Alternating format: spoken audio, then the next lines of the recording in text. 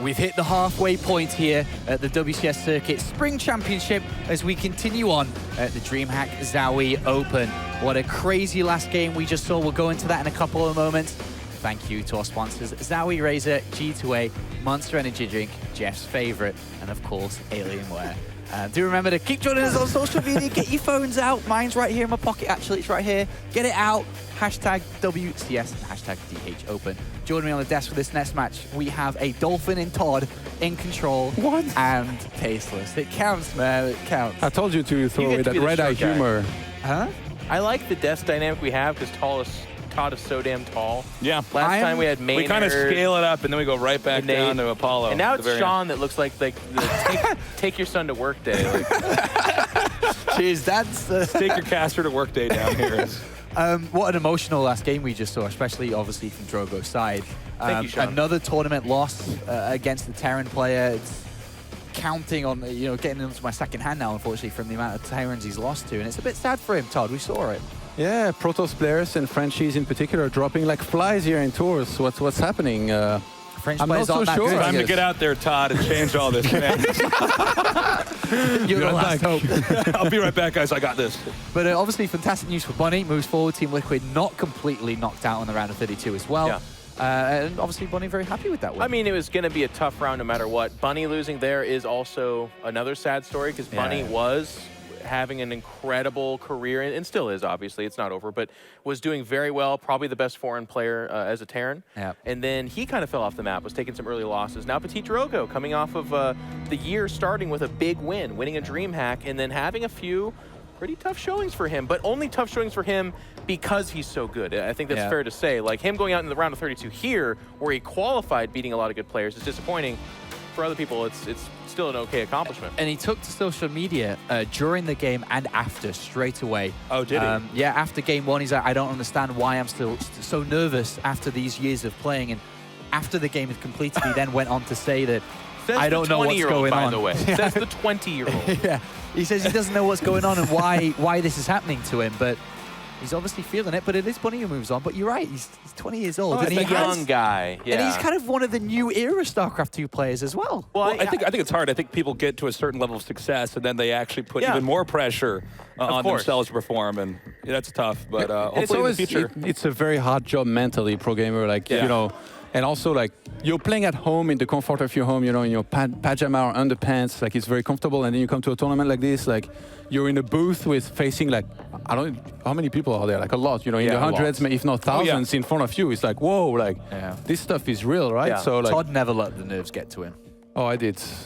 I lost to Moman in Nation Wars. What do you think that was? No, the nerves. What Todd's saying is very real, though, and that's and he's saying like, how do I still let the nerves get to me? I mean, there's some guys that seem to be invincible. Like Stefano never seemed to get nervous. Which is he fed off of it actually. What I would say to Petit Drogo though, someone has to mentor him. Like it was just last year that even then he was having success, but it was still Lilbo that was the big story. Everyone was like, oh, Lilbo. It was only this year I felt like Petit Drogo kind of supplanted him and was like, no, actually in the French scene as a Protoss player, it's Petit Drogo. So no, he's not winning every tournament, but also in his defense, the foreigner scene has never been as strong as it is right now. Like there's actually more players that can beat these guys than in years past, where like when Scarlet and Stefano and Idra were the big dogs, there was very few foreigners that could beat those guys. Now it's not the case at all.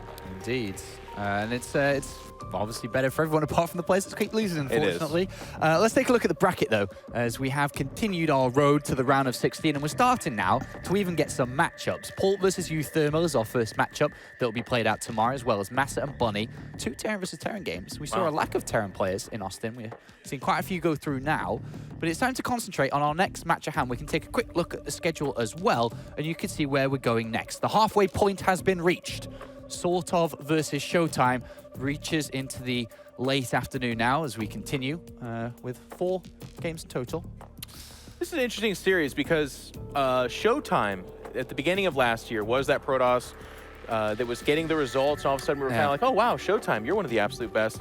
I wouldn't say necessarily he fell off, but I think other people took the stage kind of harder and have been more of the storyline, but he is still very much so one of the best foreigners. He's going up against SortOf, who like that could describe his entire career. Like there's always been people who are like, SortOf, He's sort of good. He's sort of, yeah. Very fitting for that ID. Wow. All right. Kind of, you know. He's never quite gotten the results, but, you know, on the ladder and amongst Europeans, they will tell you he's one of the best Zergs. He's very, very good, just never with the result. Yeah, you're absolutely right about ShoWTimE. Like, I think he was back at WCS in Poitiers, where he went very far. I think he made top 4. Yeah, top 4. He was regarded as basically the new top dog in terms of forehand Protoss. Everybody thought he was the best. And then after that, completely fell off. Had a huge downswing in his career, even stopped playing for some time and then came back really strong. As of late, he's not been having the best of times either. I think it was a week ago he played in the ESL Meisterschaft, that's like the German EPS, basically the national championship. Lost in semifinals to Lambo. So I just asked him earlier when I saw him about this game because I wanted to find out, you know, were you hiding builds and stuff? He was like, yeah, actually, like, I didn't really want to show my builds knowing that I was going to have to play Zerg here. I feel pretty confident, and I'm pretty sure he practiced a lot against Zerg. So since he's been known to be a Zerg's, Protoss vs Zerg specialist, definitely could have a big performance there. And this is an easy game for him. If you think back to the last time he had a big match was obviously the Winter Championship against Nurcho, and that went right to the end. 5 maps, big game against a phenomenal Zerg player. SortOf isn't quite the same category as Nurcho. So technically this should be a little bit easier for him. I mean, on paper, but that's not really the way it's been panning out. Like, Legacy of the Void, you know, Protoss bias aside, has been good to Zergs, and that European scene in particular is just drenched in very strong Zerg players. So we've seen better results out of them. That being said, though, I mean, I think everything that's been said is pretty accurate. SortOf still doesn't have that result. We are on our like 4th or 5th kind of major tournament in the year so far. And SortOf really hasn't been an impact player in any of those. So I think it is time that, you know, he's qualified for this championship. If you're going to really live up to that WCS kind of what it was setting out to do, you got to win here. I think SortOf's really good and underrated at times as well. Like, you don't get the nickname Mechanics for nothing, right? Like, he's not for that. The European pro gamers all call him Mechanics. Why is that, Todd, exactly? Because he's got very good mechanics. He's very fast. He knows how to be efficient with his APM, and that's why the Twitch chat loves to spam Ricard Mechanics Bergman, which they're probably doing right now. Let's start to push ourselves towards predictions. Players are almost ready then. Tasteless, I love your type, matches your band. Yeah, I know. I got everything color coordinated today. Isn't that cool? Very strong. As far as predictions go, I would say I think ShoWTimE takes it. It would be exciting if SortOf did, but this might just be business as usual. We'll see. I think so. I think ShoWTimE is the favorite to win this match. I did crunch those numbers myself as well, but I feel like this could be one of those. We've had a few upsets as well, and ShoWTimE, like, no one's gonna. I don't know. I could see ShoWTimE winning as well, which I know Todd hates whenever Cass does that thing where they're like, both of them are great. Either one of these kids could win. It should be a pretty epic series, to be honest, right? 5 maps, perhaps. I mean, they're both macro players. They're both going to want to play it out long. Yeah, there's a good chance we're going to see a 5 maps match at the same time, though. Like, you know, we don't see SortOf all that often in tournaments. You know, there's a chance maybe it's not on his A game. Hopefully he is. I mean, they've had some time to practice for this year, a lot for this matchup. So I'm thinking a 3-2 is very likely here for either. Wow, can we go one way? No? Wow, you know what? Just to disagree with the other guys, SortOf's going to win 3-2. Someone had to do it. I believe in the mechanics. All right, thank you very much, Todd. It's time to go for the commentary team for this one as we go across the halfway line for our first day here at the WCS Circuit Spring Championship. Tasteless, in control, give it your best. In control. I've never casted with you, have I? Is this I our don't first time doing this? It is. We're doing it together. This is going to be a lot of fun. All right, let's intro our players now. Down here in the bottom left in the red, he is SortOf. Is it weird for you to hear the French casters doing a better introduction than you? Like, does that intimidate you? It hurts. It hurts a lot. Can you ramp it up for this next one, you think? Yeah, what I'm going to bring it up to 11, and I'm going to tear off the knob. I'm here to support you. I want to witness this, okay? In the upper right, in the blue, our Protoss player, he is ShoWTimE. I like it. The tasteless growl. Yeah, man. Very, very good. So, yeah, as we were kind of talking about, probably going to be in the direction of a macro matchup. I know ShoWTimE, at least in Heart of the Swarm, kind of in years past, would show like 3-base timing attacks, but that was pretty in vogue at the time. Colossus very strong, Blink Stalker composition made for a very strong timing attack type of style. Now we're in Legacy of the Void, where force fields are kind of hard to keep up. Colossus don't do the damage they used to, so if you are going to go the macro route, a lot of times it ends up with, you know, disruptor balls going back and forth, but usually like the Golden Armada makes an appearance or something like that. So we'll see if we get that far into it, I guess. It's actually interesting how much this matchup changed in Legacy of the Void. I mean, you kind of had to tear down the foundation of how you viewed the matchup and build it back into something totally different. So it's going to be interesting to see how this pans out and also how the matchup continues to develop in years to come. Well, putting my own like favoritism and bias in there, I guess, I find it way more interesting. Like Colossus Stalker against a bunch of Swarm hosts, and that they would eventually go Brewlord, and you'd eventually go Tempest, wasn't the most interesting. Zerg right now, they're very aggressive in the early game, the middle game, and the late game. Ultras are very scary. Brewlord's still very good. So there's still that kind of respectable, like, oh no, we're in the late game, that's really scary. But it's like more interesting early and mid game with different choices. And I think that's the same with Protoss too. We see Adept play, we see Disruptors making an appearance, we see people skipping Disruptors entirely. I think there's a very standard Stargate play.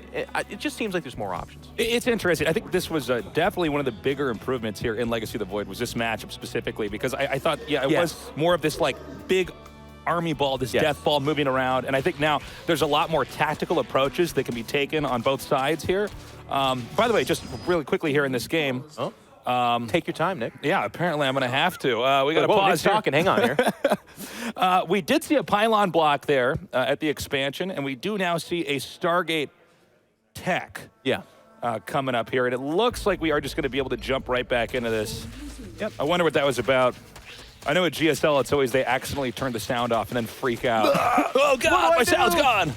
I do like that, you point this out, Nick, it's actually a good point. The pylon block's really cool because that can kind of throw a Zerg off its game. There was a drone there. I do believe its intention was to take a fairly fast third, and now he's kind of going with plan B. Some Zergs will take their third over at their fourth on Dust Towers because it's not that big of a difference. Right. But it looks like SortOf is kind of like, no, I do want to take them and delay myself a little bit. He is going melee. Now, Nick, I don't know about you guys in Korea, where you guys commentate one of the best shows on planet Earth, but outside of Korea, we've been seeing a lot of Ling, Baneling, +1 melee stuff. It can make it very exciting, but man, if you're not ready for it, it can cause a lot of problems for the Protoss. Yeah, well, I mean, the damage gets dealt out pretty fast with that, and it's not as common. We've seen some players mess around with it. Usually they'll incorporate it like in a best-of-3 or best-of-5, to get the other player thrown off. But let's see what happens in this case. We also got Phoenixes being pumped out here, so he's going to be able to do some scouting pretty quickly coming up here. Also, to go back to that pylon play, I love play like that because it just allows you to dictate what the other player is going to do. And once you're able to just limit those options, there's less ambiguity, there. Yeah. For instance, for the Protoss player, like, okay, well, I know he hasn't done this because I stopped it. So yeah, I think that's pretty cool from him. And that's huge in StarCraft because you are working with limited information. Like sometimes you do scout out a tech, in fact, as often as you can. But a lot of times too, you're just like, oh, I have no idea what you're doing. But to your point, when you kind of limit the available options from that moment in time, so you can feel a little bit better about that. I do like this, by the way. We're gonna have a cannon probably go down between those pylons to kind of SimCity it in there. Does make for a strong defense against a Ling, Baneling, primarily Ling composition. We're seeing a lot of Lings coming out next. Yeah, he's going to go for it here. He is coming up right now. I mean, the big question at this point in time is ShoWTimE going to be prepared for this? And he's making a beeline right over here right now, getting up and now hitting these pylons. We have more pylons beginning to warp in over here, but this is looking very bad for ShoWTimE as SortOf is spilling in with so many Lings and is probably going to be able to take out the Forge. First pylon does go down. Second pylon is getting really, really low. As you said, the Zerglings have the option to get the Forge, but he's going to try to go for more. Actually, it's not a walled-in ramp. He will get the Forge here. And now with the pylons dying at that third as well, and more Zerglings coming in, it looks like ShoWTimE is in a lot of trouble. He's going to try to poke up this ramp. Does sort of, but now it does get walled in. It looks like that for at least now will not be an option. And meanwhile, Phoenix are working on the middle line. There is no Spore Crawler just yet, so they will get some drones killed. But in terms of exchanges, we're seeing a very good exchange for our Zerg player here. Yeah, big win for SortOf there. Whenever we see Zergs make a ton of Lings like that, they have to do damage, or you're so behind. I mean, if you're making that many Lings, you're not making drones. So you have to get in there and punish. And fortunately for ShoWTimE, he actually managed to block off the ramp, so he's not going to have that headache to deal with the Lings spilling in there. But he did manage to take out that Nexus, and this is going to really throw the tempo off here for ShoWTimE. Yeah, you're exactly right. And he's got to be careful. You're not going to be able to bust this might be a little bit too greedy, man. He does lose a few Zerglings, but as you kind of said, he has to do some damage. He did the damage in killing the third. Was poking up into the natural to see if he could get more done. Wasn't able to do it. Now, I want to kind of talk about something, Nick, because I got ahead of myself. And this is if there's a RPG like stat line for commentators. One of my weakest points is I way too often are like, this is clearly something he's gonna do, and then they just absolutely don't. In retrospect, I don't know why he didn't put the cannon at that third in between the pylons and locked in with gateways in the forge. It was a little bit weird. It looked like he had that set up. I mean, I know, and I'm sure you know from playing so much, I mean, there is always this tightrope walk of like, well, I know I need cannons, but I want everything else. Right. And, you know, the first sign of a bad player, we don't really get to cast it very much because of, you know, the level of tournaments like this. Freaking amazing, But, you know, one problem that can come with that is that you really, in a perfect world, wouldn't even want to ever have cannons. You would want to be able to get all your tech and get all your units out. So maybe he was in that moment and he's thinking, man, I would really like to get the rest of this tech up, and then you get punished for it. And I think, you know, we saw that mistake happen there. I don't think we're going to see the same kind of mistake again. And real quick here, we got Banelings coming in here. Can he get the force field wall set up here? Very nicely done. All Banelings triggered there on that link, but I don't know if this is going to be enough to actually hold this all off. He does get up inside the base. Just a few Zerglings, so it shouldn't be that big of a deal. For the most part, the third is going to stabilize from what I can tell, which I think is the good news if you are ShoWTimE. I think what was kind of weird is the force fields went down. They went down a little bit late, and he actually locked the Zealots in with the Banelings, and that's like one of those. It was like a beautiful accident, is what we just saw happen there. It was like, yeah, okay, he didn't lose the sentries, which is what you really want to protect there, and he does hold on to the third. So at the end of the day, not bad, but if he could go back, I feel like he would have. He had the option. It's not like it was forced on him. He could have also just saved the Zealots and force field off the Banelings, but. All right, he made a slight mistake. There are some jitters going on. We kind of talked about that in the pregame show as well. Both these players starving for some good results here. And now the Phoenix can show up and try to do some harass. Yeah, he's going to come in here with these Phoenixes now, taking out just a few of these drones. And it's really important that these Phoenixes do as much damage as humanly possible, as Protosly possible, because this is the only way that there's going to be any balance in this series. If SortOf is able to continue to be the bully at the third base for ShoWTimE, ShoWTimE is never going to get a lead in this game. So this is a fantastic play to come in here and try to take out as many workers as possible. Also, if we could just go back for a little bit, the fact that he lost those sentries is a really big deal. Did he lose them? I believe he lost five. So he lost those, and that's... I didn't see that. That is bad. It's really bad. You really have to be careful about units that cost a lot of gas early on with Protoss, because Protoss is this race that actually has to just build a really sophisticated army with a bunch of different units and balance that all out, right? And once you lose those sentries early on, it's like you've hit the reset button. It's kind of like when you see Terran lose all their tanks. You know, they lose like 15 tanks. Or medevacs. Or the medevacs, and it's like, well, now you're back to square one here. So we're definitely going to have to keep our eyes here for the next engagement ShoWTimE has and make sure he actually can keep a balanced army and the valuable units actually manage to stay in the game. Good point, Nick, all across. And he is getting really good damage here with the drones. And I feel like ShoWTimE and Tasteless are on point with this analysis because this needs to happen. Like, losing the third and also losing the sentries means that you lost gas units off of a two-base economy. Losing the third means you're also actually hurting for minerals here as well. Going up to 4 bases does sort of, and that's very... So this is kind of that new age, by the way, as well. We have our observer pointing this out. The upgrade's very melee heavy. It's still just Ling, Baneling. We do have a Spire about to finish, so it could be Mutas, but actually we're at Hive Tech, so it might actually just be Broodlords as well. And that's kind of the new age of Zerg. Like, getting it done with Ling, Baneling early to mid-game seems like a ridiculous concept. Like, if you would have tried that off in HOTS, which a lot of Zergs did, you'd just kind of run into a big Colossus Stalker, Sentry Deathball, and be in a lot of trouble. But now, Zergs are experimenting with drop, and force fields are less reliable because of Ravagers and other things that crush force fields. It seems like they have more options, but we might have a big fight here. There's the force fields blocking off most of the Banelings, actually all the Banelings, very nice force fields, and he is going to deflect his first attack now. With that Greater Spire about to finish, Tasteless, his timing is now or never. He's got to get a lot of damage done. Yeah, he absolutely needs to do that. By the way, really nice force field wall, actually completely cutting that off and then running away. So Zerg did have to back off, and it looks like, I don't know if that was a bad rally or what, but he's actually now going to have these Zergs isolated on the right side of the map here. Not the position he wants to be in, excuse me. But as you were saying, in Control, it's really important with this Greater Spire coming here. Protoss has to act now. Yeah, he's got to hit it now. If Broodlords enter into the field, which they're still a ways away from doing, the Greater Spire's about to finish. He does have some Corruptors out. Got to be careful. The Queen's going to get a few pinched off by those force fields. A lot of Banelings still here too, by the way. I was just going to say, I think that's why he's conserving his force fields, but as I say that, a lot do go down. Yeah, I don't know if he's going to be able to last here for much longer. You know, it is something people don't think about a lot, but you actually have to economize how many force fields you throw out. Yeah. I know sometimes in a moment of panic, you can spray out a ton of force fields and maybe cut off the army or save yourself, but then when those force fields are gone, eventually Zerg is going to have control of the map and actually be able to shove you back out. It is just one Broodlord being made here, though. This looks like to be the next big wave from the Zerg. He's going to go up against those force fields, losing quite a few banelings by just kind of flopping up against it. But SortOf's in a lot of trouble, too, in the sense that he does have a Broodlord, but that's not really what we're talking about. He needs like 10, and the baneling's still looking for the connection. The force fields finally do go down. They're going to get inside the meat of this Protoss army, and they get some decent connections. There's still an okay Stalker account here with the Phoenix, and it's just Queens and a few straggling Zerglings. A little bit of a battle of attrition. Is there just actually one Broodlord in this game? Yeah.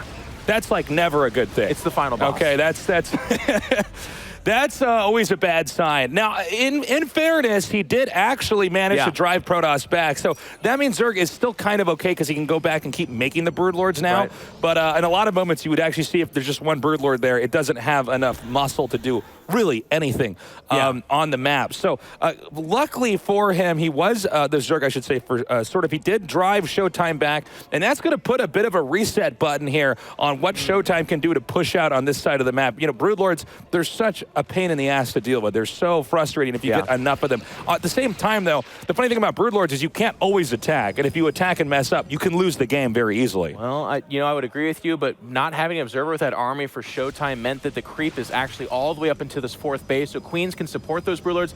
SortOf doesn't have much to support those Broodlords, but with the creep all the way up there and Queens being able to support and having this really nice highway, means that this push is actually much more viable and going to happen. Actually, I think that's a very good point that you raised there in Control, is the fact that he has this highway. He can get up there. And really, all Zerg has to do is poke into this expansion. You don't even have to go all the way and try to kill him. I mean, you're going to starve them out because the fundamentals of this map is that you have to end up eventually expanding towards the Zerg or to far reaches of the base, or of the map, I should say, that you really can't get to. So I think this is going to be pretty tough. This Protoss army is not quite sophisticated enough to deal with this. If you look at the Zerg army right now, it's pretty all-star. He's got everything covering everything else here.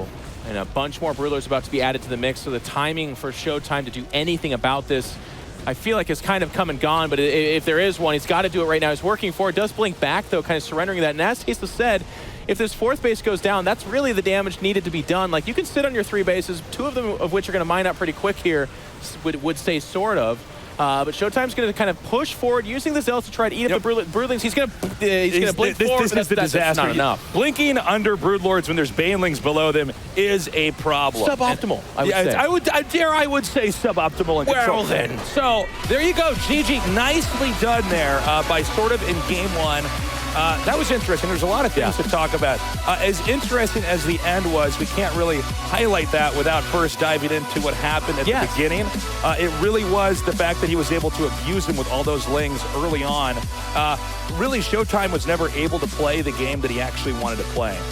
Nick, I think that's a really good point. I think starting off with a Zergling kind of timing attack into that third, and you said something that I think Reddit is just very, very true, which was he needs to get damage done with this attack, killing the third, and then in that second kind of wave, that second attempt, which doesn't actually end up killing the third, but gets 4 sentries or maybe even 5. I think it was 5, Zealots. That was damage enough on someone that had already lost their third. But I also want to bring it back to the point, too, where we had this moment in time where he's just outside the 4th base, is ShoWTimE. The attack is looking to be really good. Great force fields blocking off all the Banelings, but the strength of Banelings I'm finding is that they're so forgiving. Like the first few engagements, Banelings did no damage at all. But the second there was no force fields and they got in, that AoE on the tightly packed Protoss army that doesn't necessarily have the best tanking units, that was it. I mean, he lost like 10 sentries in that engagement, and without killing the 4th meant that he had nothing to defend back at home. It's also interesting because it seems like when you're going for tons of Banelings, you just can't actually push forward as easily with Protoss. I mean, you get punished for any overextension. Exactly. So the push is actually slowed down probably more than almost any other type of push or delay, I guess, technique that you could have there. And then, of course, you get the Banelings, the This is what I'm talking about. It looks like a great fight, but then just that wave of Banelings right there annihilates the sentries, gets in on the Stalkers, and does enough damage. Now, ShoWTimE disengages from their guys. He doesn't lose absolutely everything, but he does come away with like 5 or 6 Stalkers, a Warp Prism, and a couple of other things for the most part. And something Tasta said earlier that I think is so true, and especially true here, he lost like 10 sentries. That is so much gas. And if you lose that many gas units, you're not replenishing with like 8 Archons or something that you would need to defend against those Broodlords. Yeah, it is a problem. Let's see what happens in this next game. But first, let's introduce our players. In the upper left, in the red, he is SortOf. Can I tell you how weird it feels to shout SortOf? I know. He is SortOf. It's like, no, that's his name. That's his name. In the bottom right, in the blue, our Protoss player down 1 game. He is ShoWTimE. ShoWTimE is going to regret that game. I felt like he played really well. The force fields were on point. The Phoenix play got a lot of damage done. But a couple of things did not go his way. Not seeing the Zerglings coming to his base to cancel his third that, as you said, Tasteless, he was probably trying to really cut some corners. He's like, you know what, I'm going to take a third. I got 2 pounds. I have Photon Overcharge, but I'm not going to build the cannon. I'm not going to warp in a grip of units. I'm going to do this the cheap man's way to just get more of an expansion, and it ended up giving the leg up to SortOf, who was able to capitalize later, because even again, in that mid-game fight, like just Ling Baneling, it wasn't getting it done, but the second those force fields were gone, it got it done in a big way. You know, one thing that's interesting is when you have 2 players of Despair and Skill. Oh, yeah, let me just make this point, and then I think we need to highlight this pretty quickly. But, okay, so if you play somebody, and maybe if we could kind of, like you were saying, RPG stats, like break all this stuff down, you can still lose to somebody, you know, in a best of 3 or best of 5, who you might be better than. Yeah. But let's say you play a best of 10, a best of 20, a best of 100. Less likely. It becomes much, much less likely, because after time, you can, you know, open up the dashboard, change a few dials, turn a few knobs around, change your play style, and conquer them, you know, eventually, and probably not lose to them anymore, lose to them rarely. And I think we're going to see some of that here from ShoWTimE. ShoWTimE should not lose an expansion the same way again. If he I mean, he's like going to be, the hunter becomes the hunted in this case. Like, it was a Ling timing attack from our Zerg player SortOf. This time it's ShoWTimE, delaying his natural a little bit to get out a pretty hefty number of, it looks like, adepts. And in the early game, adepts are very, very strong. They're able to kind of shade in, get on top of that mineral line. You're mostly going to be facing just Zerglings, maybe a couple of queens. At least that's what you're hoping. But ShoWTimE already with speed. He delayed his third a little bit as well, kind of opening the safe way. To be fair, from what I can tell, SortOf's opening was very standard. So that's what you're hoping for if you're ShoWTimE. I'm excited to see what this timing does. Yeah, he's going to be able to come in here, and this is definitely a game where you can turn it on its head. Now it's going to be sort of, it has to defend just due to the nature of this engagement. Now, note he's going for drones here, not going for Lings, so he definitely is intending to back off in a little bit with this. Yeah, he pre-shaded before even engaging. Really nice play. Now, with the adepts out early like this, too, he's actually denying a lot of information to SortOf. SortOf would like to have the towers right now. He'd like to be poking and prodding and looking and seeing if you're taking a third. He is going to scout with an Overlord there and see some tech. He sees the Stargate, which is quite late, by the way. And a lot of Protoss players will actually double Stargate at this point in time. We'll have to see if he does that. But with the adepts right here, he does shade away from the base, you can see, because he wants to go in, kill some stuff, and then get out without losing anything. Oh, nice job with him going up by that little corner there by the geyser and then backing up. This puts a lot of pressure on the Zerg. It can make the Zerg a little bit more uncomfortable to actually transfer workers to the third base. Sure. Which actually comes in pretty handy. If you know, like good Zergs, they really want to get their drones up at the patches as quickly as possible. But I think he's going to have to back off now. Now, with the Stargate coming, this could be interesting because this could be an indicator of continued pressure throughout this game. I thought it might have been an Oracle there, but I guess he's going to go for Phoenixes. What are your thoughts on this? Well, the Oracle's good if it's not scouted. I mean, it can be good in so many situations, but it's especially good if not scouted. With the Overlord directly on top of it and really seeing it the second the Stargate went down, Phoenix, like getting scouted, obviously, again, is not ideal, but they're still going to do some damage. They still are going to have a role, so I think that's the option he's going to go for with here. Well, this will be pretty good, actually. You know, the Phoenixes and the Adepts, they can pair pretty well together. And after he's able to drive out these Overlords, he may want to try to take a third base. Yeah. There's only 2 options at this point in time. You either make a bunch of gates and try to do some kind of timing. I don't think that's going to be a very good idea in this case. Or you take a third base and the game continues onward. Right. And, you know, our analysis on ShoWTimE was so far been pretty true. He is the kind of Protoss that wants to get up to 3 bases as opposed to really getting the work done on 2. That's where he's most comfortable. And he is going to deny a little bit of that information. He's going to poke forward with the Adepts again, shading forward, saying, okay, what do you have behind this stuff? Sees Banelings again. And that's going to be a little bit disappointing. I think. Oh, I'm sorry. He's actually going to go all the way in here. All right, this is pretty exciting. These Adepts, they have to do a lot of damage. He has to be very careful and keep them alive for as long as possible during this attack. This is his army that he's been building up, since the start of this game. Right. And I do like his actually choice here. He's going to stay inside the base because Queens don't really have the DPS to really punish the Adepts making that choice. They need to shade out of here pretty quick, though, and they are going to go for that option. Actually, as I said, I almost want to take it back. The Zerglings get there in pretty rapid-fire moments there, and it's just going to be one Adept that gets out. With the drones pulled, they don't really do that much damage. He loses all of them. You know, one thing that Zergs can do if they're in a situation like that is they can actually space the Banelings to be out exactly where the Adepts would then go back into their next shade form, and the Banelings will pop on them just like that. But looks like we're going to have some drop play down here. A lot of drop. Yeah. And this is something that's been really cool and new, actually. Dropping Queens and Lings, it's like, what are you talking about? Well, with Banelings being added to the composition here, what does the Protoss have available to them right now? They mostly have things like Adepts, Sentries, maybe an Immortal or two.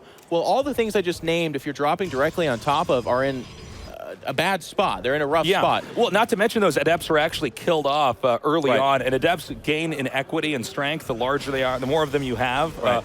But if you have just a small a number of them, there's really no way to position them correctly, especially with Overlords in the game. So he's going to come in here, and you know what? I got to say, I think this is really smart by SortOf. This style of play for Game 2 is going to be exactly to take down ShoWTimE. He does not care about playing on ShoWTimE's turf. He's not going to let him try and come in and actually play the late game that he wants. Nope, and here we go. They're going to try to enter to the field. One photon overcharge, the second one goes down as well. Baneling's not really able to connect super well. Phoenix trying to be added to the mix, but they're actually backside the main, not sure what they're doing. They think the Zergling's in there.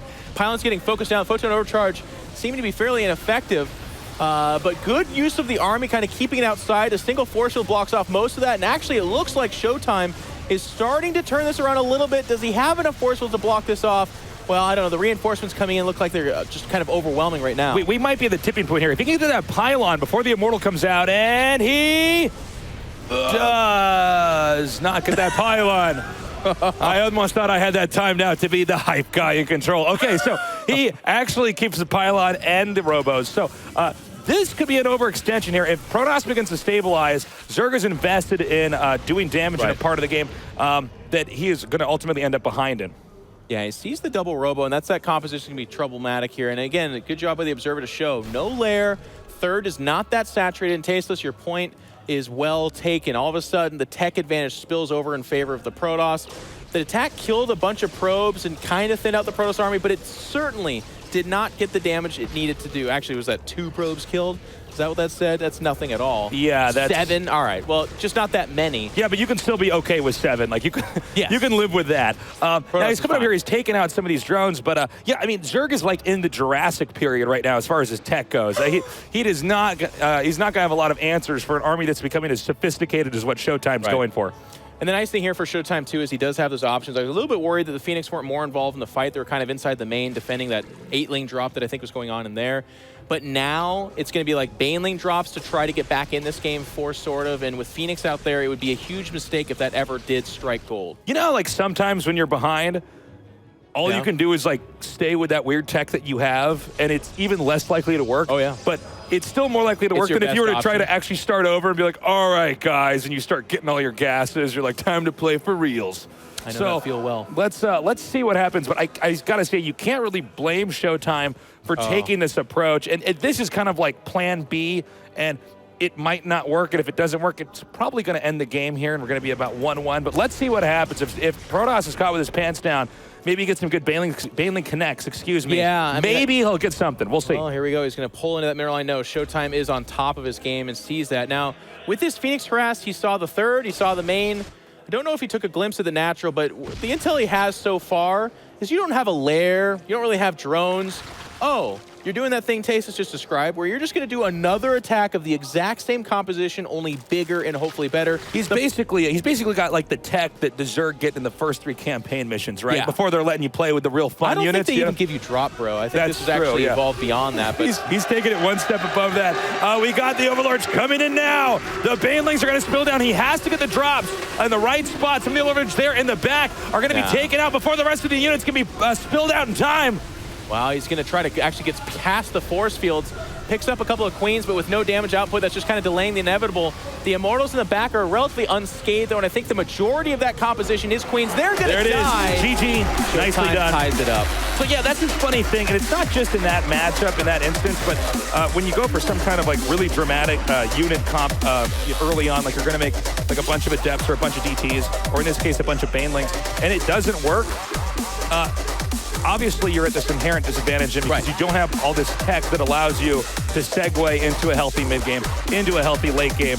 But the problem is that if you try to go back and tech in that direction, then there's no way that you're getting ahead. Because as long as the Protoss knows what he's doing in this case, he's just going to be able to always have more than you. So that was a nice attempt there. And generally speaking, statistically, the plan B, where you kind of do the same attack again, maybe with a little bit more oomph, tends to work even less than if plan A, the all-in worked. No, but you're exactly right. But it's the first attack you don't really have a lot of options after that. The first attack was where the game was decided, but you've spent a lot of time describing this, and I just can't do anything but agree with you. Like, that first attack is your best chance, but you're in a best-of-5 single limb for thousands of dollars. You're not going to be like, all right, I'm out of here, good game. You're going to try the attack again off of the fact that maybe ShoWTimE accidentally bunches his army together. The Baneling's connected to the third. He's like, I wasn't expecting that attack. I was teching to carriers for some reason. Like, there is moments where that can happen, but the big moment here is when all the Banelings detonate against that Immortal. That is the worst target. The force fields were on point. He probably made the executive decision where he's like, well, they're either going to get the Immortal or they're going to get nothing. They get the worst option, and then after that, it gets ugly. He drops beyond the force field, which is nice, but with no Banelings to support that with that AoE, things like Sentry, Zealots, they're surviving, and that's just too much there. Yeah, and I mean, even when you do that second attack, it might be like a 10% chance that that's even going to work at all. If that, man. Yeah. If that, but yeah, you might as well try. Now, we're starting to see a pattern here, Jeff. We are noticing that ShoWTimE, or excuse me, SortOf is not interested in playing a traditional game, and I'll get to that in a second. Let me go to intro our players. Down here in the bottom right, in the red, he is SortOf. Sort of what, Nick? Sort of what? Tell us what you're thinking, Tasteless. He is sort of cheesy. In the bottom left, in the blue, our Protoss player, he is ShoWTimE. Okay, so I was going to talk about this, but it happened so fast. You're so wise. But he does not want to play a normal game. Now, this can be kind of tricky to ever win a best-of-5 as if the player is theoretically better than you. And he's doing another build like this. Boom, he sees the pool right away. This is not your traditional Zerg opening. And we're going to see if ShoWTimE can deal with this. But I'll tell you right now, in control, if ShoWTimE wins this game, I think there's 100% he's going to win the series. Well, I don't know if I would call it 100%. We've seen some really crazy stuff. Polt was down 0-2 against Strange. That was insane. And then all of a insane. sudden won it on the, sixth game, I guess it was on the sixth game. Game 5 went to a draw. Things can happen. And but game 6 almost went to a draw as well. It was pretty crazy. So to your point, though, Nick, what I do find a little bit interesting about this from SortOf, and we'll have to see if he has a kind of what the follow-up to this is that he knows he's going to get probe scouted. That's something we've seen from ShoWTimE as well throughout the series. And while this Nexus does go down at probably the best time possible for SortOf, I keep getting tripped up on their names. For me, they're like the same. But he's going to go for the pylon. If he gets the pylon, that is game, because that is the pylon that would mean no gateway. Not going to go for it, though. Backs away, getting some probes here. Good positioning there with that Zealot. He needs to clog up this entrance. Okay, no, he's actually going to let the Lings run up here into the main, and this is not a bad spot. Now, the Mothership Core is about to pop out here, but there's a high chance of a lot of probe casualties before this can really be mopped up. Yeah, he's going to lose maybe a couple. He needs to lose none at all. Actually, he's like doing a pretty godlike job of actually keeping that under control, considering. Now, the problem for the Zerg in that moment is that you have to make a tough choice, right? Did you want to go into the main, or did you want to try to pick a fight on the low ground? And if you go into the main and you don't get any probes, then you got a problem on your hands. You know, yeah. I mean, of course, we have all the information, so it's easy for us to be critical. He saw some probes pulled up there and was kind of making the choice like, well, if he's not really mining from the main, I've done a lot of damage. If I can get in the main and kill a couple more probes, maybe that Mothership Core never got started. So that was the choice that he made. But, of course, I don't know. I have to be a little bit critical of it. The Zealot did get into a nice position, and, of course, he's going to be able to defend that spot. But with the probes pulling back into the main, that pylon was exposed. You kill that pylon, nothing else is coming off that gateway. There's no photon overcharge, and that's more time spent not mining. I don't want to make this like the biggest point ever, but I felt like more damage could have been done there. It's one of the more interesting moments to touch upon in this game, right? Because it's It is a tough call, right? And it's not like there was a clear right answer here, but I think the game could end up looking very, very different. Now, this was a good play here. He actually, with just 4 lings, has already managed to kill off 2 more probes and interrupt a lot of mining. Might get a third here. Yep, there it is, third, and I think he's going to get a 4th. Nope. Very much so worth it. Scouts in there, doesn't see any kind of critical tech. You notice how many minerals SortOf has right now? He's at 1.5K, man. No, that's how much he's mining per minute. Excuse me. Yeah, I was like, wow, I saw the Observer highlighted that. I'm like, oh my God, he needs to spend his money, man. He's rich. He's sort of rich. He's sort of rich. Mothership Core was out on the map, kind of looking at things, and that would be a point in time where it should be back here. So all of a sudden, SortOf's opening is pretty okay. Harvester count, he's a little bit ahead, as a Zerg would be, but with the opening, not necessarily guaranteed. And now we're going to poke in here, and he's like, aha, you do just have a hatchery queens and some drones. Like, that's all it was ever going to see off that opening. So ShoWTimE, so the other advantage, too, to doing weird openings is it throws your opponent off. Like, they're not sure what to scout for or see. Well, it's interesting. I have to ask myself the question, you know, is SortOf just not confident in a textbook ZVP? Is this because he thinks that he's better with this kind of like Muay Thai clench, like you have to play under my rules? Yeah, you know, I used to do a lot of MMA back in the day. Yeah, so, yeah. You know, everybody knows I was a big MMA fighter back then.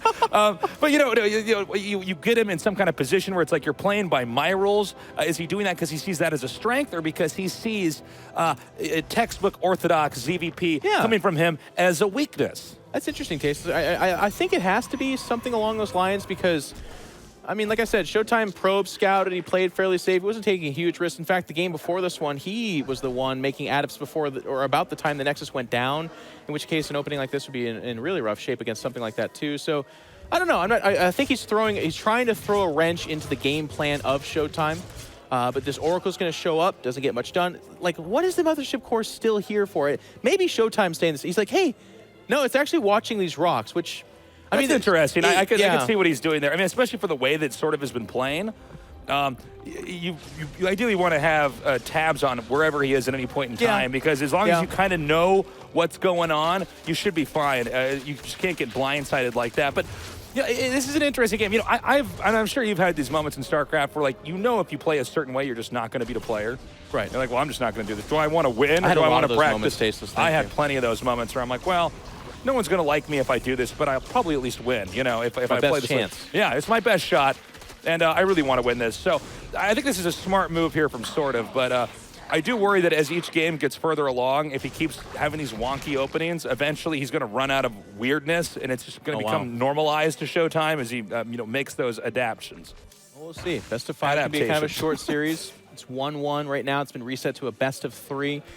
Tech choices here for SortOf as a kind of follow-up. It's going to be Hydraless, although there's an Infestation Pit going down right now as well, which can be kind of interesting. A lot of players will do like a Ling Hydra thing, which isn't super gas heavy, and then follow up with Broodlords. Very common on this map, because if the Protoss does take that 4th base, it's getting closer to the Zerg or even towards the gold, that can be really problematic. And if they expand away from that, like up to top left, that's an easier base to counterattack with Zerglings and other fast-moving units. So it kind of limits the Protoss options. Get dicey there. But, you know, it does also seem like Protoss is starting to get to the place that he wants to be. I mean, ShoWTimE is going to feel more and more comfortable with all these gateways finishing up, and he's starting to get the proper tech that he's going to need here. What do you think? If Protoss is going to push here, do they actually want to try to hit the expansion at the 4th base that's closest, or do they want to come up over the top through the middle and then push down?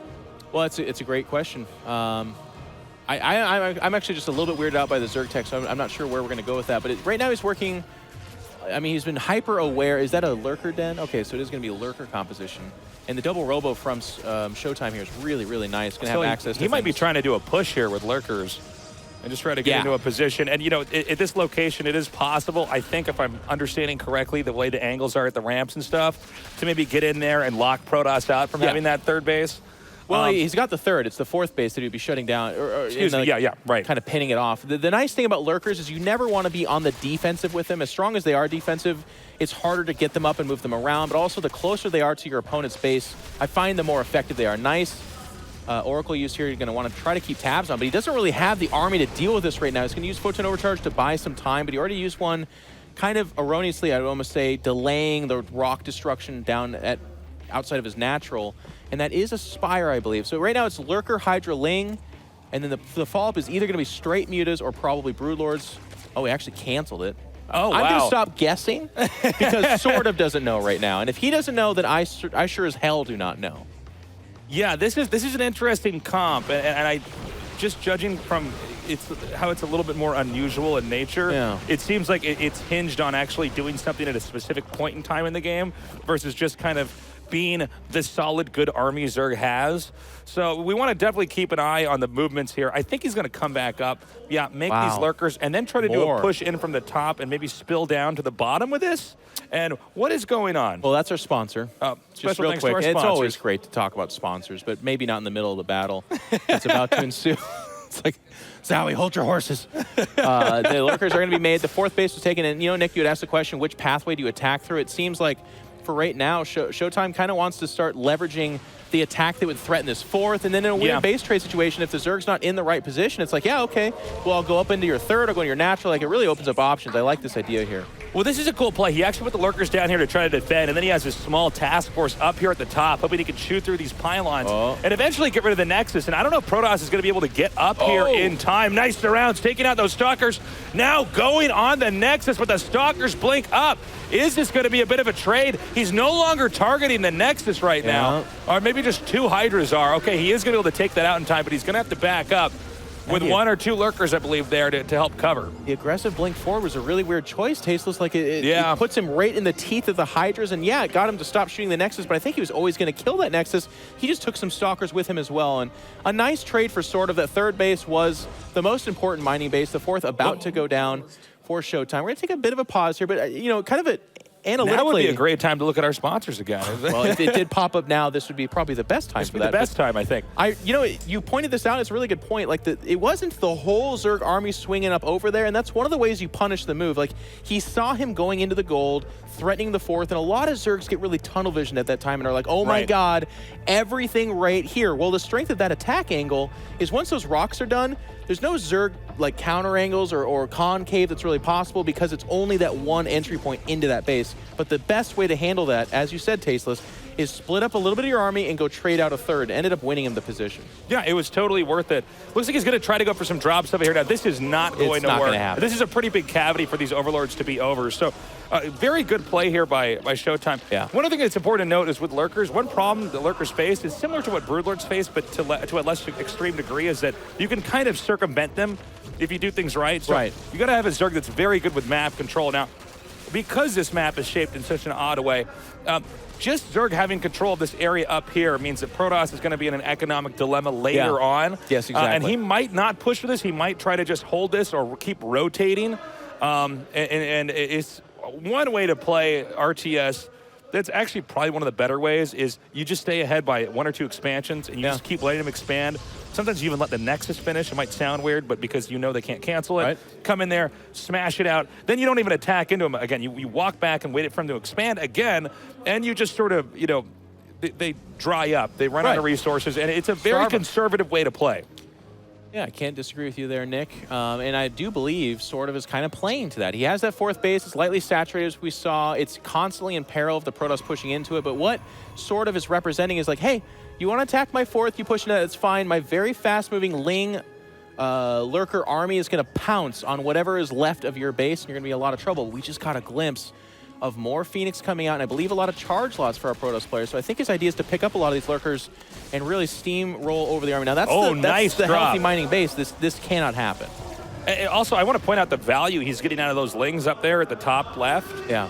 That's a great way to play this because they're expendable units, but they're actually denying the most important part of the map for Protoss here. I think he's going to come down here and take out these pylons and keep Protoss busy.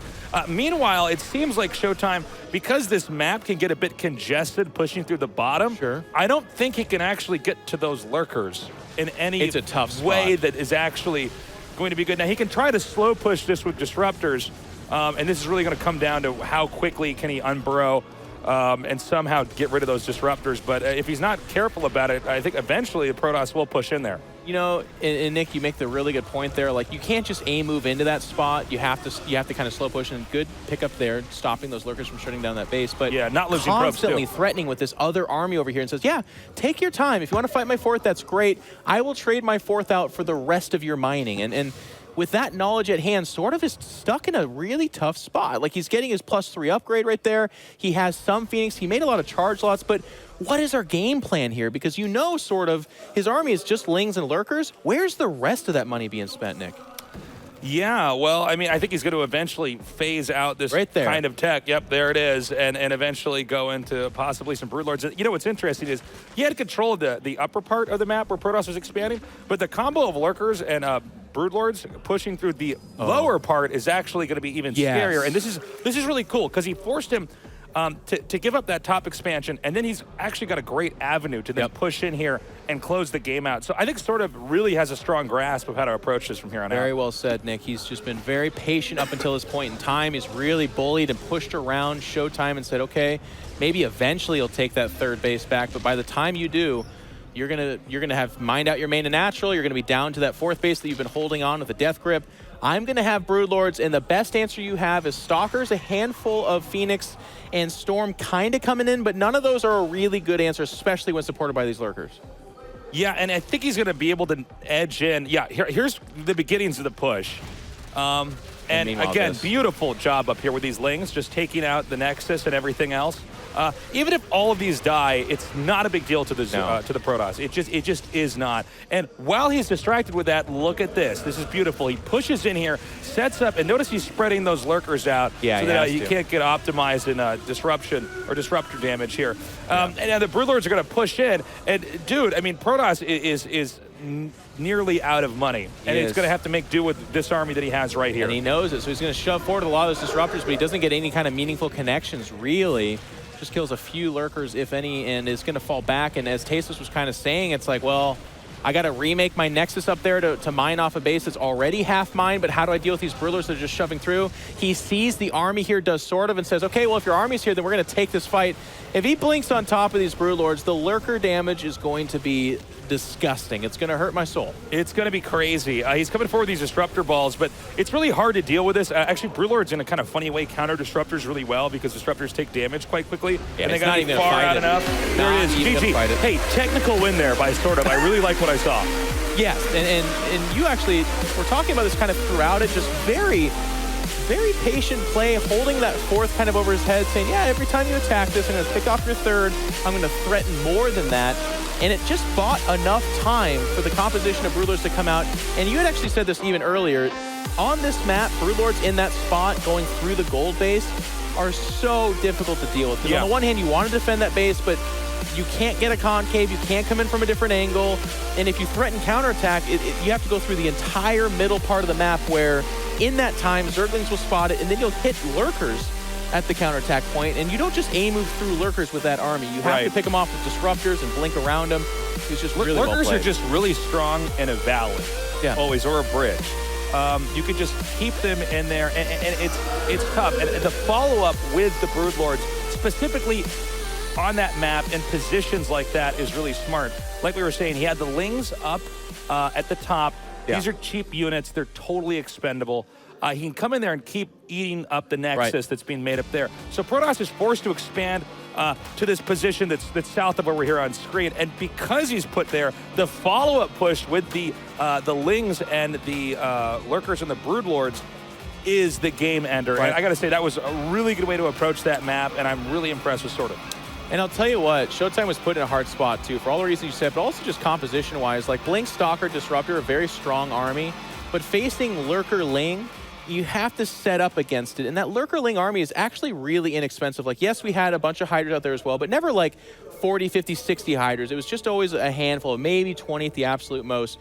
But for the most part, it was all about Lurker Ling, and that saves so much gas to build up to that point in time where he didn't build 3 or 4 Broodlords at a time. He was just like, no, 9 with Vipers, with Lurkers, and everything else.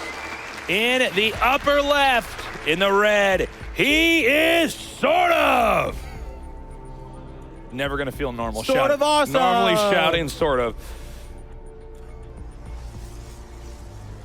And in the bottom left, in the blue, our Protoss player, he is ShoWTimE.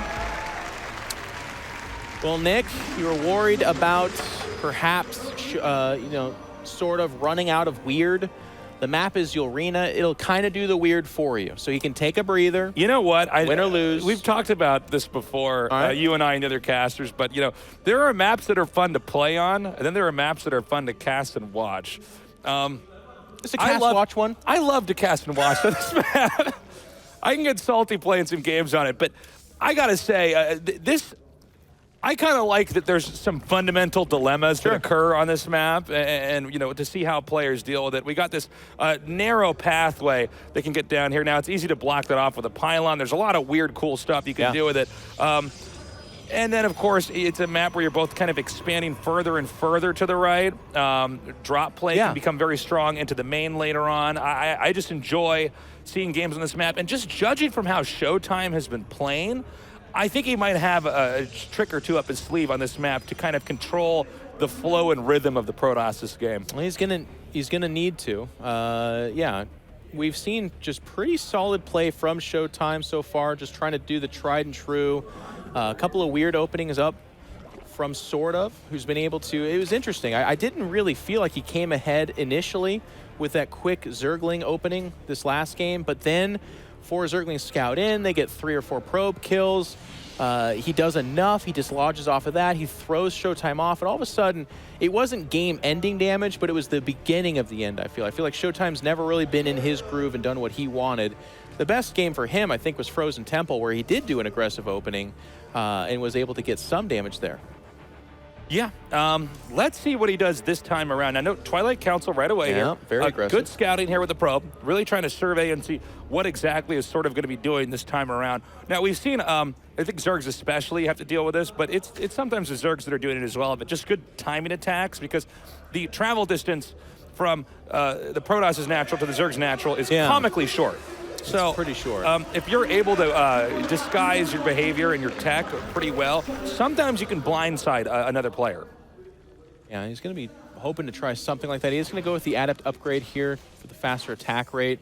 Meanwhile, we have Speed Overlords and Zerglings coming out from SortOf, which means one of the builds that's kind of popular here is to drop those Queens and Zerglings on this map. That's actually where it kind of originated. We saw that on Frozen Temple to ill effect, actually. SortOf was able to, well, God, I keep messing up their names. ShoWTimE was able to hold off the first attack, and then you and I kind of talked about how it was just a formality. The next attack was going to be a lot worse. This is the map that kind of gave birth to that build. Now, with this fast upgrade, I'm seeing the potential for a lot of aggression out of ShoWTimE, and that would actually do well for him as a setup for the potential incoming attack. But Baneling's going to be rough here, too. Banelings, okay, interesting. Yeah, I mean, the fact that he's getting these 3 gates and we don't really see much tech at all, I mean, it's sort of become static in a sense. I think this is probably a pretty smart move. Also, nice spreading with the gateways. That's a really good way to disguise how aggressive you're going to be. However, every gateway has been scouted, Jeff. So this is, I would assume, something that is sort of, if he's just good at balancing, drones versus any attacking units, he should be in good shape, but we'll see. Yeah, he's got, I mean, this is the kind of new age of Zerg that's so good. Like, Queens kind of added this layer of safety to Zerg openings where they're like, all right, well, if it's an early Stalker Zealot kind of thing, I've got Queens to back me up. They help with my macro, but they also help in defense. The next layer to that, and this is very contemporary, is that Banelings. They're like, I have a Baneling nest. I'm not necessarily going for a Baneling timing attack, but if you're shaping up to do some kind of 2-base push, you're not going to have 35 sentries. You're going to have very few. And all of a sudden, 8, 12, 16 Banelings are very powerful. Now, he could try to lock in here on the bridge. Now, if you know it, a good Zerg player will try to have these Banelings literally on the ghosts of the Adepts to try to punish them. And I think this is a pretty damn good counter, and it is really neuters the Adepts in this game. They don't have a lot of functionality at this point in time anymore. And ShoWTimE is, he actually built these before, so I was misreading. It was never going to be a timing attack. You don't build 2 Stargates hoping to get a lot done with your gateways, but that will be the follow-up. And it's good for him, by the way, for ShoWTimE. He's at match point. If you lose another map, he's out of here. And I really felt like if he was going to try any kind of gateway timing attack into Mass Queens, Mass Lings, and some Banelings being dropped on you, it's not going to work. We'll have to see what the Stargates can do here. Yeah, and it's also going to depend on where the Phoenixes go. In some cases, they want to bank up the Phoenixes. So, that's a big scout. If he's, that's pretty huge. If he's pooling Phoenixes over here, like at the bottom and trying to hide them, the drop can still blindside him. The Phoenixes are not going to save the day if everything's already unloaded into your main. Big scout there, Nick. We'll see if ShoWTimE picked up on it, though. He sees very few drones to the third, and he scouted out with his probe the third going down. So this third's been around for a while. lack of drones should indicate aggression. Speed overlords should give you an idea of the potential tech. He hasn't seen the meaningful number of banelings and zerglings, but he should kind of know this is coming. Yeah, the absence of workers can only lend itself to a surplus in attacking units. Right. So I wonder if he would have been better off pulling more drones from his main or something there. And now we're going to have this big drop coming in here right now. The Phoenixes are actually not in a good spot to help defend here in control. No, they're over there harassing. He does not have the correct read on this. In fact, he's just kind of back in his natural defending. And here comes the drop. A lot of banelings on foot, but some are in those overlords as well. They're going to be dropped on top of the mostly adept army, and that's where banelings are going to really shine, crushing down on that. The Phoenix finally coming in, but whiffing on the overlords. Is it going to be enough? Adepts coming in out of the main as well. Banelings connecting with most of the army, but not doing damage to the economy. And this is kind of a repeat of Frozen Temple, where it's like, yeah, okay, you killed some of them. Nice damage inside the main. Does kill a lot there. That is crazy. He's doing a lot of damage over there. Now, he's only making lings. There's 24 lings. They're going to be headed southbound over here. But we got a counterattack coming in here. And with the Adepts moving up, this has happened a lot, especially in Korea, is that if the all-in, especially drop play, doesn't work, sometimes Adept counterattacks turn the game upside down. Well, beautiful defense from ShoWTimE. Yes, he took a bad drop inside the main, but for the most part, the natural was untouched. Some Adepts for the entire attack, that's fine. The third is lightly saturated. He actually is going to make the safe choice to pull back at home. I felt like he actually could have picked up a lot of those banelings with the Phoenix, but he's saying, no, I'm going to keep going for the drones, or maybe didn't have enough energy, and play it safe. And all of a sudden, Tasteless, we're in that same spot you were talking about on Frozen Temple, where it's like, all right, that attack didn't work. Do I just make do it more? again? I mean, he's going to probably do that, because with all this harass going down, that is his best option, but you called it 10%. I'd say at this point, maybe 5. I'd say 5.3 repeating. Would you take a 5.3 repeat? Yeah. I'd do like that, no, I mean, this is really tough. Like, where does he take the game from here? I mean, Protoss is essentially just one step ahead in tech. And by the way, Protoss's tech has been kind of stifled this game too, okay? A little bit. But he's got a lot of value. That's not good. That's never good, guys. They were having a meeting. They were having a meeting. Oh, come on, man. They were the pacifist Zerg units. He's going to get a lot of them. And still the third is very lightly saturated. So he's going to go with plan B, by the way, Nick, where you and I were like, what, he just do the same attack again? Right. Tried that. Didn't work at all in Frozen Temple. Now he's going to drone up. But talking about stagnated tech, is the Protoss fully developed? No. But Nick, the Zerg doesn't have a lair, if I'm seeing this correctly. I do have, like, the vision of a mole rat, but I still feel like that's true. I think the lair's being made. No, it's not even being made. So just more queens, lings, banelings, no upgrades. He's stuck too. He's frozen in place. Yeah, and these Phoenixes are going to continue to do damage throughout this game. Yeah, okay. He's going to actually, okay, good. He's, the queen's like, the queen is a badass right there. I too was hiding. Well, I think for Protoss, you just keep making gates and Adepts. And take your third. Yeah. And you know, get the other Protoss units. They're pretty good too. We'll explore it. And you can just keep punishing. Zerg has been beaten back so hard, and with the number of Phoenixes they have and the rate at which their energy is going to be coming back, you can kind of keep sort of oppressed from teching in this game. I mean, he's basically going to be staying at his exact supply for a while now. Oh my god, that's so many Phoenix. I think they don't quite see the overlords they were just leaving. By the way, dropping in this world is just so dangerous. He's going to kill one queen, but be like, actually, you're just making queens, and back away. No, the overlords are going to park there. Okay. And these are the non-pacifist overlords. They have bandits on board. Yeah, this is going to be another big attack up here. Now, occasionally, it is Protoss the same thing, by the way. Yeah, it's going to be the same thing. I don't know if it's going to have the same results or not. We're going to see about that. But once again, the Phoenixes are not exactly in the best spot to help defend this. And although, yes, he's killing drones, all Protoss or Zerg needs to do is get one big killing blow, take out the army, and the Lings are going to take care of the rest. I mean, oh my god. Oh, look at that spread. So ShoWTimE's ready, by the way. With that pan back of the army, like fully spaced out. They're like, hey, Jimmy, you ready for the attack? I'm like, sure am, Todd. And they're going to do what they can. We're in position. We're in position. The Phoenix are going to come over. There's going to be 4 Photon overcharges. And here we go. It's a slow-moving Queen army, which does not get there super fast. 3 overlords. And now Archon's being out of the mix as well. This is the answer for Banelings. Now, they are starting to bunch up a little bit here. But the question is, has he actually done enough damage? And this Archon over here actually helping out a lot. Now, the Phoenixes are going to come in here, and right about when all the Lings are gone. Pick up everything. Yeah, just pick up everything. Pick it all up. There you go. ShoWTimE wins game. What was that, game number 4? That was game 4. That was game 4. Okay, so we're going to go to the final match now. And I got to say, these guys seem pretty evenly matched. Sort of. That's why you make the big bucks in That's control. right. Why they bring me in. Cool. All right. I actually did not think this series was going to be as close as it is.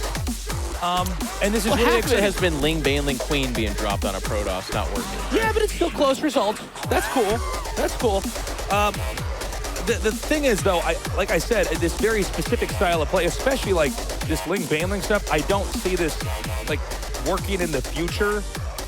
Like the more games they play together, this is not supposed to keep I working. wouldn't do a game 5, but the reason why we've seen sort of kind of come back to this is it is very strong against a lot of other techs. And it's one of those things, too, where I use the word forgiving very specifically here, where, like, if there's a probe transfer occurring, you hit sentries clumped up, it only takes that one moment in time where the pro's like, oh, I'm dead. I mean, we saw earlier in the series what happens when you lose 5 or 6 sentries or 10.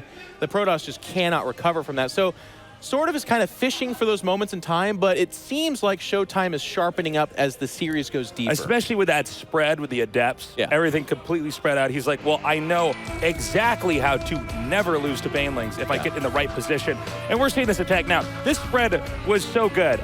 And by the way, there's a chance Zerg could have won this if everything for Protoss was bunched up and the right Banelings connect. If he has his army on one hotkey, 2 Archons or not, three Overlords of Banelings being dropped directly on top of them with the other Adepts would have been devastating. But, I mean, that is where that 5.3 repeating percentage comes into play, where it's like ShoWTimE saw that situation. He sees the drones at the third being almost non-existent. No gas is there. He's seen no lair. He's like, okay, you really only have this one other option.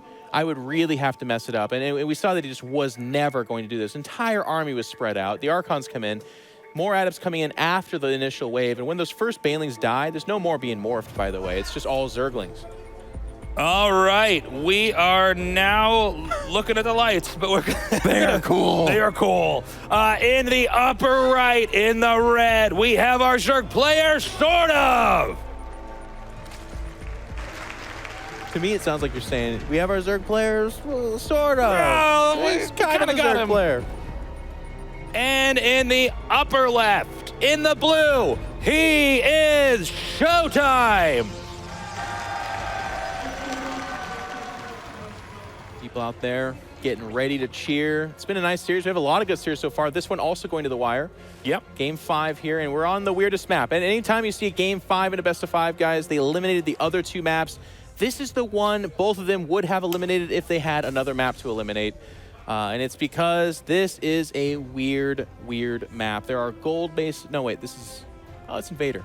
That's how bad my eyes are. Poor guy. Yeah, we got some gold. Okay, no, hang on. Let me take back my analysis. All right, start the cast Don't cover. jump in there with me being like, I believe this to be the Prion. No, it's not. It's Invader. It can be weird. It can be top down versus upper base, and that gets really weird. There's no good third base to take. The Zerg knows the Protoss is going to cheese. The Protoss knows the Zerg is going to try to survive. But in these positions, it's actually quite nice. You can take a third. It can be a full map. It's a lot like Yulrina, where the distance between the 2 mains is very short. So it's something you had said earlier. Drops are very common. Kind of Stargate tech could happen here as well. Yeah, this is going to be interesting. Sometimes, just due to the way the map is architecturally set up, there can just be a dilemma where it's like, well, everything's going to be fine until it's time for your 4th base. And then you're not in a comfortable spot. You get far away. That's the kind of thing that's rough on this map. Like your 4th base is actually 1,000 miles away. Yes. But at least it's not closer to your opponent. I mean, unless you take that middle one, it is getting a little bit closer. But even then, there's no ramp kind of facing your opponent. So in these positions, this map is all right in that regard.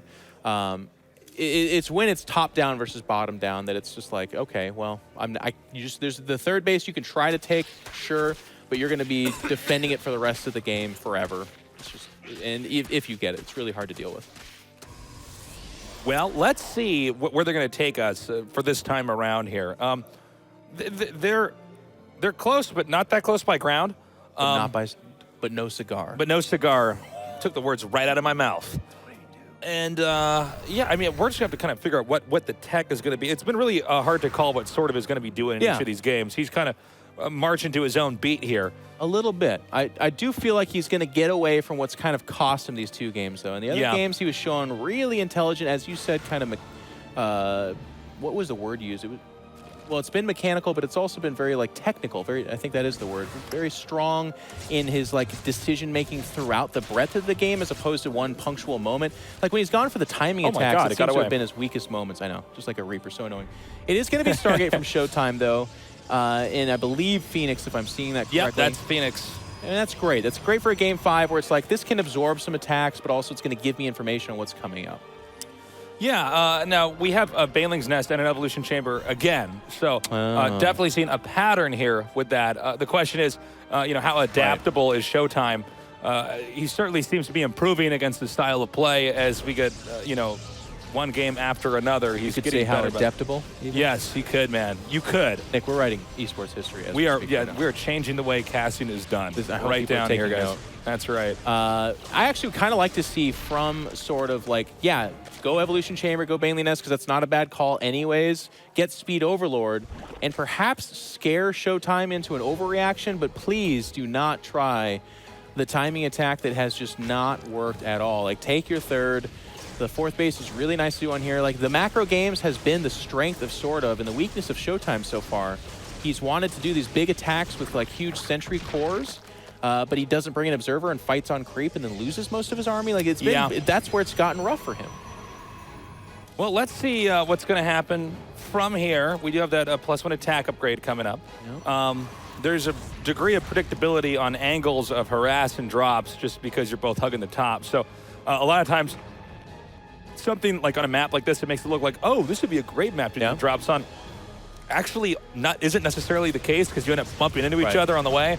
And then you just end up with both players constantly defending and deflecting each other. Now, with the tech that Zerg seems to be doing, if he does actually try to stick with more Baneling play and mass up, you know, Lings and do these drops, I would say that would then therefore go to the favor of ShoWTimE because ShoWTimE staying one tech ahead, if that makes sense. Look at this, the double robo at the third as well. It's kind of funny because like I spent this whole time being like, man, don't do Ling, Baneling, Queen drops.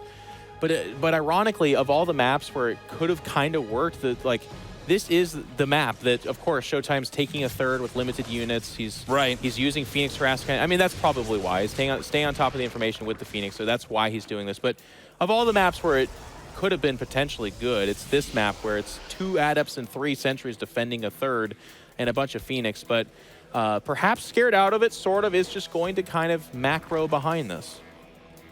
He has not taken a fourth yet, if I can see that correctly. There's the fourth being taken right now. I left my spectacles at home. It's not so bad, guys. I'm not like, I'm not commentating this blind, but some little details on the map, I'm like,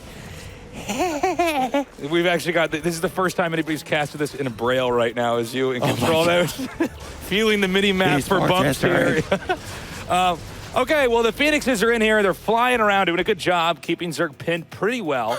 And, you know, as the game goes on, I do, when I look at both these players, feel like generally the late game it seems to be a stronger point for ShoWTimE. ShoWTimE has really not tried to end games early. He's usually just trying to survive whatever the trick is that SortOf is trying to pull on him, and then eventually be ahead as a result. Queen's finally catching these Phoenix. Yeah, well, I agree with you, Nick. ShoWTimE getting into that late game here. We'll have to see what he's going to opt for. He's going to go with the double robo immortal composition, and again, a backbone of 6 sentries. That's been a pretty classic kind of, I wouldn't call it a timing attack per se, but just composition for the Protoss.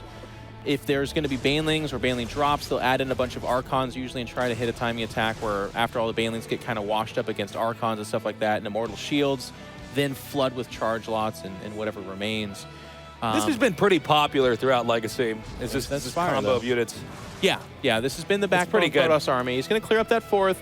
Spire coming in a little bit late, but there's a little bit of an advantage to that. He's not thinking about mutas, I don't think. In conjunction with that Hive, he's hoping to keep it hidden for as long as possible, and then all of a sudden Broodlords. If he's not facing Tempest, and he's facing a bunch of Immortals and a ground-based army, he's liking his position. All right, we got some more upgrades. Finishing up here for the Zerg. Important to note is that he stopped making Phoenixes a while back here. So he's basically just using this to survey what's going on with the Zerg, to kind of scout, and then whenever he's got the energy, just shave off a drone or two here or there. Looks like Blink is almost done, but the real story here is going to be the immortal count for Protoss. If he can keep this count up through the game, you pretty much win. Unless you're facing Broodlords, Nick, but I do agree. Now, one nice thing for SortOf here is if he can kind of catch on to this fourth base, he'll be like, yeah, you know, you should keep that fourth. You should defend it, because if you leave, I'll counterattack. So stay right there. Because in the meantime, the Spire is finishing up. It's moments away from doing so. It's going to become a Greater Spire almost immediately, and it's actually kind of scary how fast Broodlords can all of a sudden show up.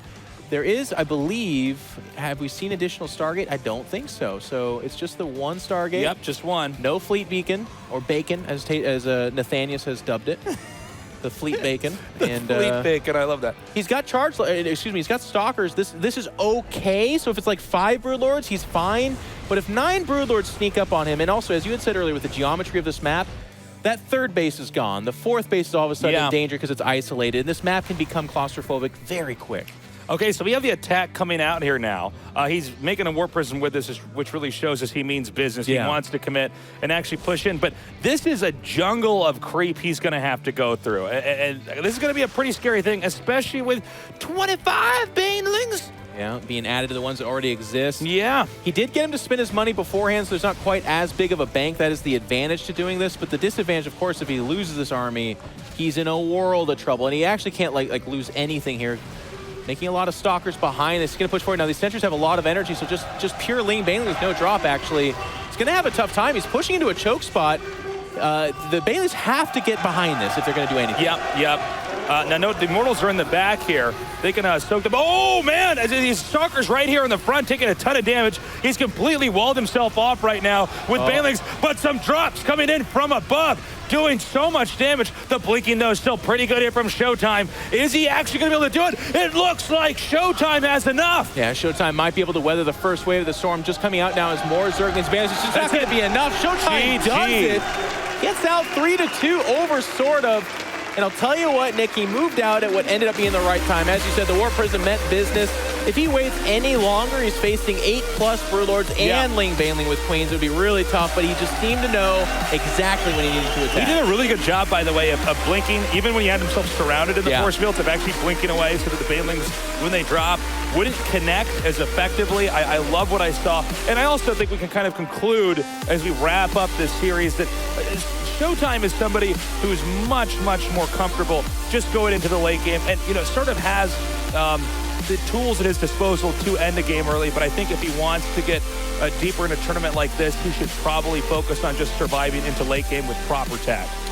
Well, yeah, to play a little bit of devil's advocate, I thought one of the best performances we saw in this series was sort of pushing this game as late as possible with those Broodlords on Invader, I believe it was. And I thought that was the best game we've seen from him. It seems like in this game he was kind of showing that as well. But what he did so well, and you talked about this that entire game on Invader, was he bought time by counterattacking with Zerglings and being like, hey, you got to stay back. You got to really be worried. And then all of a sudden, Broodlords. This game, he did some light harass, but for the most part was like, no. You do whatever you want. You took your 3rd, sure, it's uncontested. You took your 4th, sure, it's uncontested. And then all of a sudden, this attack right here, where if you don't slow a Protoss down at all, you're dead. You're in a lot of trouble. Yeah, and good blinking as he kind of collapses his army in on himself. And as almost all these Stalkers have lost their shields but did not get their HP touched here. So pretty perfect handling of that back there. That was a great series. I was actually worried it was going to be pretty one-sided, but it was not the case at all. Yeah, and I think at the end of it, too, ShoWTimE was able to get the game that he wanted. As you were saying, he wanted to get into the late game, but he wanted to comfortably get in that late game. And now we're going to have to hear his thoughts on this as we throw to Smix. I'd love to hear about it. Thank you very much, In Control. Congratulations, ShoWTimE. You move on to the top 16 here. And it was in a very, very maybe unexpectedly close series. It was a 3-2. Yeah, in practice, my PvZ was going really well. So I was kind of expecting to 3-0 him, to be honest. But he played insanely well, so props to him. So can you elaborate a little bit more on that? And obviously, everyone knows that you've always been known for having really, really good PvZ, but sort of just showed up today. It seemed like not only did he have a really good understanding of ZVP, he showed a lot of variety and strategies as well. Yeah, in some of the games, he caught me off guard a bit. In the first game, he did the mass circling stuff, they had to give up my 3rd base. So that was really good by him. And on the Endion game, usually what Zerg do is Hydra Lurker push. So my build was to kind of counter it. But he played completely well, just defensive, and I could never really do anything. So yeah, he played really, really well. Well, it came down to that last map, and you just hit like the perfect timing right before his Broodlords popped out, and it just all worked out perfectly for you. So in that moment, were you nervous at all, knowing that you had to hit that timing as well as you did? Yeah, like this circling bailing style, it usually comes down to getting to the Broodlords. So the way I play is basically try to kill them before with like Stalker and Sentries. And usually it works like really well for me, and I'm quite confident with it. So I wasn't too nervous. Like I knew my force fields had to be on point, but other than that, I knew I had a good chance to win. Well, we just talked about how you're confident in your PvZ, and next up you're going to be playing Guru, which he had a very surprising result. He actually knocked out Snoot earlier on in the day, 3-1. So how are you feeling about this upcoming matchup? Guru is a bit of a weird player. Like, he does his own stuff. He's not really following the meta too much. I was expecting Snoot to go through, but I know Guru is very strong, and I have to be prepared for like his own stuff. So it will be hard, but I think I can still win. And just what are your expectations for this tournament? I know that at the beginning of Legacy of the Void, you had that strong start where you got top 4 at the Legacy of the Void Championship, and then you got top 8 at Leipzig, and then at Katowice, the unfortunate knockout because you faced Nurchio so early on. So I know that you have high expectations for this tournament. Yeah, I want to win, of course. Okay, so your goal is championship or disappointment? Yeah, I want to win. All right then, well congratulations, you are moving on towards the top 16. We'll see how ShoWTimE does for the rest of this tournament, but of course we will be headed to a very short break. But when we come back, we'll have an exciting matchup coming up. It'll be Canada versus Australia and Huck versus Aigu, so don't go anywhere.